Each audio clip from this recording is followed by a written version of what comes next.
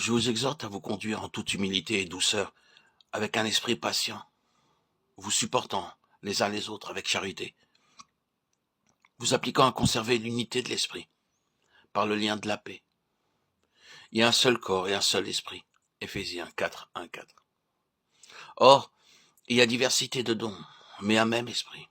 Un seul et même esprit opère toutes ces choses, distribuant à chacun ses dons comme il lui plaît. Car nous avons tous été baptisés dans un même esprit, pour être un seul corps. Et nous avons tous été abreuvés d'un même esprit. 1 Corinthiens 12, 4, 11, 13. Dans les 3 premiers chapitres de l'épître aux Éphésiens, Paul avait mis en relief la gloire de Jésus-Christ comme tête de l'Église, ainsi que la gloire de la grâce de Dieu dans l'Église qui est le corps de Christ et la demeure du Saint-Esprit.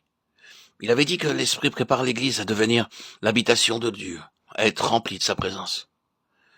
Après avoir ainsi fait monter le croyant dans les lieux célestes, la place qui lui appartient par sa vie cachée en Christ, il redescend avec lui sur la terre et dans la seconde moitié de son épître, il lui enseigne à marcher d'une manière digne de sa vocation. Éphésiens 4, 1, 4. Et tout d'abord, il insiste sur la nécessité d'être uni par le Saint-Esprit, non seulement avec Christ dans le ciel, mais encore avec le corps de Christ sur la terre. L'Esprit habite non seulement en Christ, dans le ciel et dans le croyant sur la terre, mais très particulièrement dans l'ensemble du corps de Christ. L'action vivante de l'Esprit ne se manifeste donc que là où les relations voulues existent entre l'individu et le reste du corps entier. Le premier soin du croyant sera donc de veiller diligemment à ce que l'unité de l'Esprit demeure intacte. Si on reconnaissait pleinement l'importance de cette unité, d'un seul esprit et d'un même corps, la vertu cardinale du chrétien serait l'humilité et la douceur.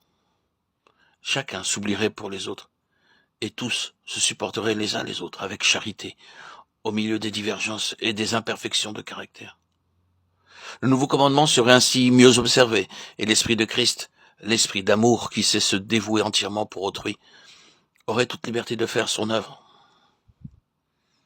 La première épître aux Corinthiens nous montre combien il est nécessaire d'insister sur cette vérité.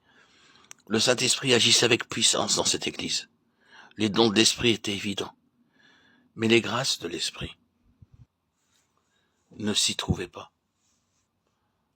Ses membres ne comprenaient pas qu'il y a diversité de dons, mais un même esprit. Qu'au milieu de cette diversité, c'est toujours un seul et même esprit qui distribue ses dons à chacun comme il lui plaît. Que tous avaient été baptisés dans un même esprit pour être un seul corps, et que tous avaient été abreuvés d'un même esprit. Ils ne connaissaient pas la voie plus excellente, 1 Corinthiens 12, 31. Ils ne savaient pas que le premier de tous les dons de l'esprit, c'est l'amour, qui ne cherche point son intérêt, mais qui ne trouve de bonheur que dans celui des autres.